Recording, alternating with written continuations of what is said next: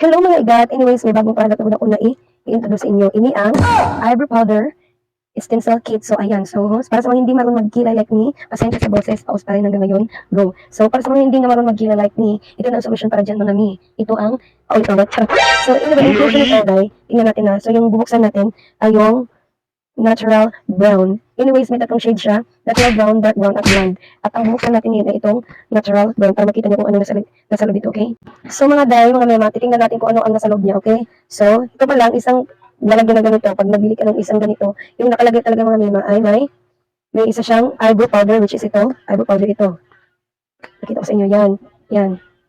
Then, next is ang dalawang spiral eyebrow brushes, which is ganito, dalawang spiral eyebrow brushes, mali-mali pa. Tapos, yung pagpipilian mo kung anong gusto mong shape ng kilay. O, yan siya mga dry. So, ano pang hinihintay nyo? Bumili na kayo. O, gusto nyo try? Gusto nyo sample? Okay, go. So, ito na mga dinday ha. Sa dami ng pagpipili ang shape ng kilay, ito yung napili ko, yung number 6. Libre na to ha.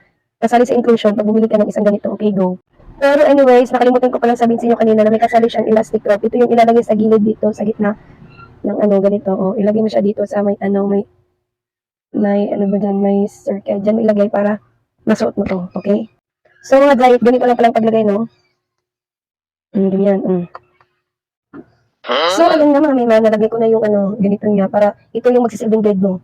Pero anyways, depende yan sa'yo kung anong shape ang bibiliin mo sa mga libreng ganito. Parang guide lang ba? Para di ka mag-save-save. Sige, go. At unaning testing. Nga, magtatumbik-tumbik pa at unaning testing ng mga design. Ito pala yung powder niya. Okay?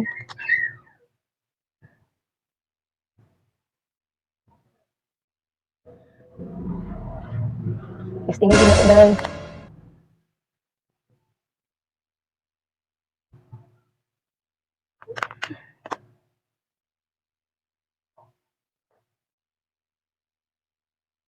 Oh my goodness.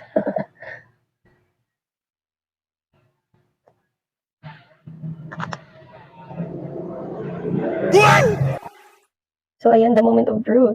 Wow! Oh my God. Anyways, ano siya? Kailangan gamitan ba ng ganito para maano talaga? Wow, magic.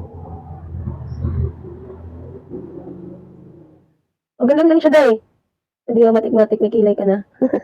Kasi lang hindi maayos yung paglagay ko kanina kasi first time ko din gamitin to. So, ano pang hinihintay nyo? Kung gusto nyo yung matik may kilay na kayo ng ganito, huwag nyo kayo magpatubig-tubig.